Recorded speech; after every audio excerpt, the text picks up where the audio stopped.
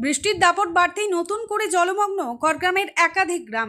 গত কয়েকদিনে একটানা বৃষ্টি ও বিভিন্ন জলধার থেকে জল ছাড়ার ফলে জলমগ্ন হয়ে পড়ে মুর্শিদাবাদের করগ্রাম ব্লকের বিভিন্ন গ্রাম। জল বাড়তেই একাধিক ব্যবস্থা গ্রহণ করা হলো ব্লক প্রশাসনের উদ্যোগে। করগ্রাম ব্লকের পদমকান্দি অঞ্চলের সর্বমঙ্গলাপুর, কাদিপুর ও ঝাঁঝরা এই তিনটি গ্রাম নতুন করে প্লাবিত হওয়ায় গৃহবন্দী হয়ে পড়েছেন এই তিনটি গ্রামের মানুষজন। যাতায়াতের রাস্তা থেকে চাষের জমি, এমনকি বাড়ির উঠোনেও হাঁটু জল। গ্রামবাসীদের কথা মাথায় রেখে তাদের সমস্যার সমাধানে বন্যা পরিদর্শনে গেলেন করগ্রামের বিডিও মিলনী দাস ও করগ্রাম থানার ওসি সুরজিৎ হালদার। জলবন্দী এলাকার মানুষদের সঙ্গে কথা বলেন এবং তাদের প্রয়োজনীয় ত্রাণ সামগ্রী প্রদান করেন এবং গ্রামবাসীদের নিরাপদ স্থানে থাকা ও গোটা বিষয় নিয়ে ব্লক প্রশাসনের সঙ্গে যোগাযোগ রাখার কথা বলেন বিডিও। এই তিনটি গ্রাম ছাড়া ও ঝিল্লি অঞ্চলের বাজিতপুরে ও ত্রাণ সামগ্রীর বিতরণ করা হয় ব্লক প্রশাসনের পক্ষ থেকে। আগের থেকে একটু সামান্য কমেছে, তবে আমাদের রাস্তাঘাটের অবস্থা প্রায় খারাপ বলতে গেলেই হয়।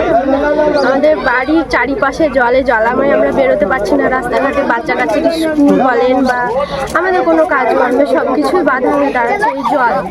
আর দেখবেন আমাদের যাতে একটু ঠিকঠাকভাবে একটু সব কিছু হয়। ব্লক থেকে এসছেন ম্যাডাম, এসছেন বিডিও ম্যাডাম এসছেন, আর থানা থেকে সবাই এসছেন, ত্রাণ সামগ্রী দিচ্ছে আমাদেরকে এখন। আর আমাদের গ্রামের পরিস্থিতি খুবই খারাপ, প্রত্যেকটা বাড়ির কাজের মানুষ সবাই বসে গেছে প্রায়। এত আর্থিক অবস্থা আমাদের খারাপ, খুবই খারাপের মধ্যে আমরা আছি। বাচ্চা কাচ্চার জন্য বাচ্চা কাচ্চা স্কুলে একদমই যেতে পারছে না। দেখছেন স্কুলের কি অবস্থা, স্কুলে জলে জলাময় হয়েছে। আমাদের শিক্ষা দীক্ষা একদম পিছিয়ে যাচ্ছে। জল কতটুকু আছে আমাদের বাড়িতে? পুরো আমাদের বাড়ির পুরো কিনারা জুড়েই বন্যা জল লেগে আছে।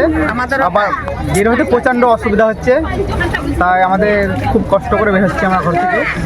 তাই আমাদের ব্লক অফিস থেকে কিছু মাল এসছে, তাই আমাদেরকে বিতরণ করলো। কে এসেছিলেন? কে এসেছিলেন?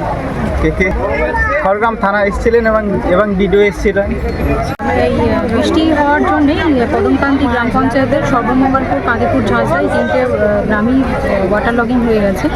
তো ঝাঁঝরাতে আমরা এখন এলাম, পুলিশের টিমও আমাদের সাথে আছে। তো এখানে এসে যেটা দেখলাম যে এই গ্রামটাও জলমগ্ন হয়ে আছে। তো তার জন্য আমরা এখানেও আজকে শুকনো খাবার কিছু বিলি করলাম।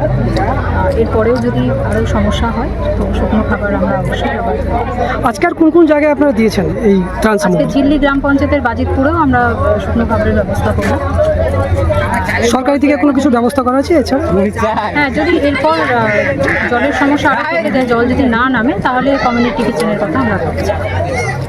করগ্রামের রফিকুল ইসলামের রিপোর্ট, চেতনা নিউজ।